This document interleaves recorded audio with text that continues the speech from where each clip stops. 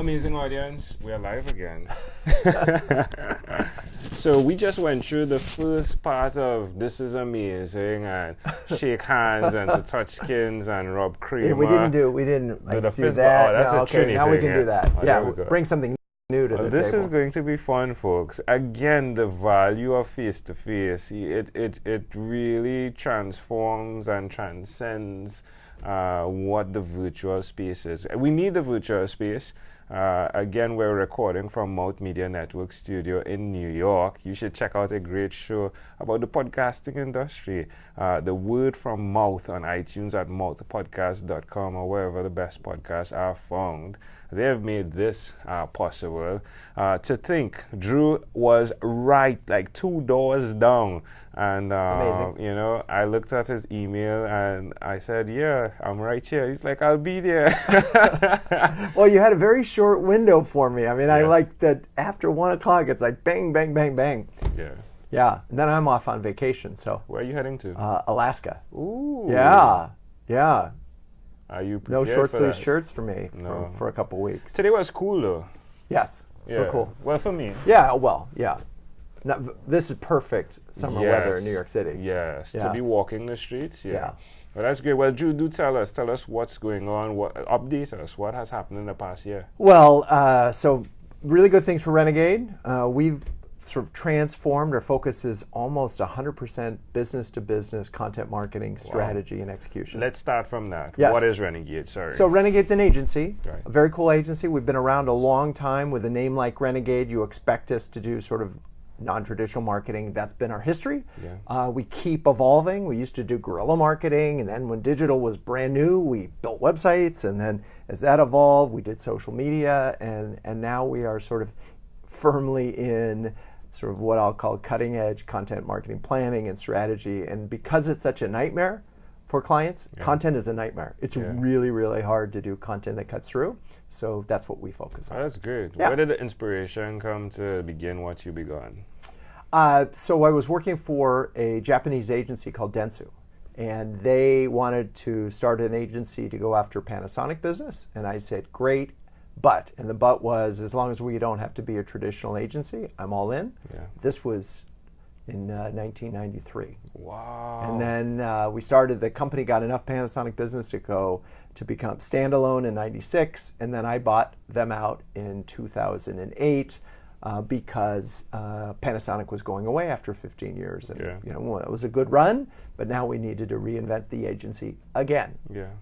And that's when the fun started. 2008, you remember, I closed October 31st, 2008. A couple things happened.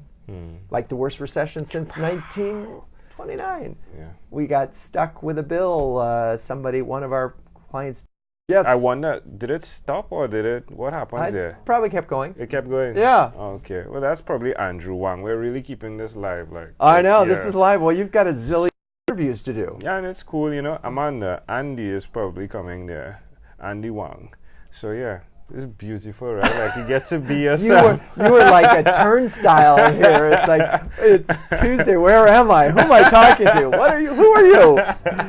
I still can't believe what you're trying to accomplish, and I admire that. let's remove trying. Okay, what you are doing. Yes. Just because Tony Robbins talks about that, right? Yes, the difference between trying and doing. All right. Yeah. Yes, called out, and you're absolutely right. There is no try, only do. Thank you, Yoda. And I think you would have done that for me as well. You know, you came in here actually, and you were saying, "You're doing it, you're doing it, you're doing it." You know, so it's true. Yeah, and I'm proud to have contributed to the GoFundMe program, or what? It wasn't GoFundMe. It was actually GoFundMe. It was correct okay. Again. Yeah, okay. Yeah, I appreciate that. Yeah, it really helps. It definitely helps with a low budget project like this. But tell me, my friend, one of the concepts we have. Well, first, where can people reach out to you if they're interested in having challenges with content marketing? Right. Renegade.com is our URL. You can find me there. I have a podcast, Renegade Thinkers Unite, which we just episode 84 went live today. Coming up on the 100. Yes, exactly. About 90 of them in the can. Yeah. Just keeps getting more fun. We're right there. Yeah. Yeah. Yeah. Where can people understand, if you would share, the concept of your own unique real shoes? some individuals do see your shoes and they, it's like, yeah, they're shoes, but the journey that those shoes have witnessed, the challenges. Please do share with us a challenge. I mean, other than the boom bust, right? Time. What is another challenge you have in your day-to-day life? Well, it's funny you mentioned shoes because I'm not wearing my favorite shoes today. I'm not. I love Allbirds, and those, and those sort of speak to Silicon Valley and cutting edge and being cool. I'm not wearing those, so I'm not feeling my full, robust self because of that. But so I think it's funny with Renegade. It's been so clear that whenever I lost focus and tried to do too many things with the company, we didn't do well. It's so simple, and it's funny, now that we've tightened our focus again, it's so much easier to run the company and to satisfy our clients and make employees happy and give them a career path and make them feel good. It's just, the challenge for me is I'm an omnivore, I'm infinitely curious, and so someone shows me a marketing challenge, I go, oh, that's really cool, but what a business needs to do is say, I can't solve that challenge. I can't solve that one. These are the challenges that I can solve. And if you focus on it, it's so liberating. That was sort of number one. Number two is just, I'm not a detail guy. I'm not good at details. I'm a big picture idea guy. Yeah. And so we discovered Traction and the Entrepreneur's Operating System about 9 months ago. And it's been a godsend because it's forced me to sort of break things up into 3-month clumps.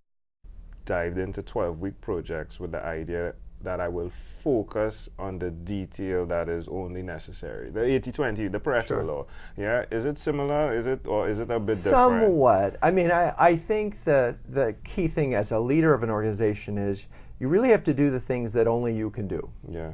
And so what the detail part of it does is say, here are all the things that you could be doing, and then you say, all right, I'm going to focus on the things that organization needs me to do that only I can do that can push it forward. So there is focus.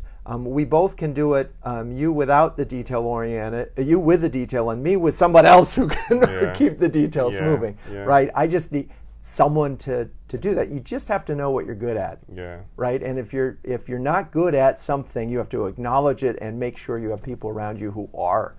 Yeah, very important. Yeah. Amazing audience. You're hearing it live here from Drew Neisser. He is the nicer guy. There you go. Well, Drew, when you heard that this Caribbean guy who you spoke to voice is coming to meet you, what did you think? I said I wanted to be part of it. Yeah. I did. It feels like a happening. Yeah. You're like a life force, and what you're trying to do I think is amazing, and I wanted not only to be part of it, but I wanted to help you any way I can. I connected you with I think a bunch of podcasters, you did. Which and they've connected you with people, and to me that's part of, and one of the things that's nice, I'm older than you, and I've been doing this Are a long. You? I am, just a little, and by a few decades. And one of the things that I enjoy now more than ever is I do have this big network, and I love helping people, and it makes me feel good. Yeah. I don't think I could have done it 30 years ago. I was too focused on me, but now I want this to be huge, and I can say I was a part of it. I was part of it. Yeah, you're setting up a legacy. There you go. It's pay it forward a little bit. Yeah, I appreciate that. Yeah, I appreciate that. What would you like to tell me? Go ahead. No, I was going to say. I mean, you're here. I'm at the point where now you're looking back and you're saying, oh, there's a few more. I've got more years behind me than ahead of me. Yeah. And so you start to think more about, what is the legacy? How are you helping? What contributions are you making to the world? That's beautiful. Do you have any regrets? Gosh, I probably have a zillion. What's funny about, do you play any sports? I do. Yeah. And one of the things that you do in sports is you remember both the times, the few successes, but you remember the ones that you didn't get, right? Yeah. It's like that hit you didn't get in the championship game. So my regrets are small. Here's the thing. The big decisions in life I made. I married a woman who was extraordinary, and boy, make that choice. If you pick the right wife, you really, that's a foundational thing. So God, no regrets there. I have 2 wonderful children, and that's extraordinary. So I think I'm such a lucky person in that way, and I have a friend from 2nd grade who always said, Neisser, you're so lucky. And I think that's true. So for me to sort of mention a regret would be really stupid and useless. Yeah, I love that. One of the things you touched on in terms of family, right? Are they going to Alaska with you? My wife is. Okay. My kids are working, and they can't take 2 weeks off. What are you excited about right now? I mean, it seems as though, wow, this guy, his exuberance is like, right?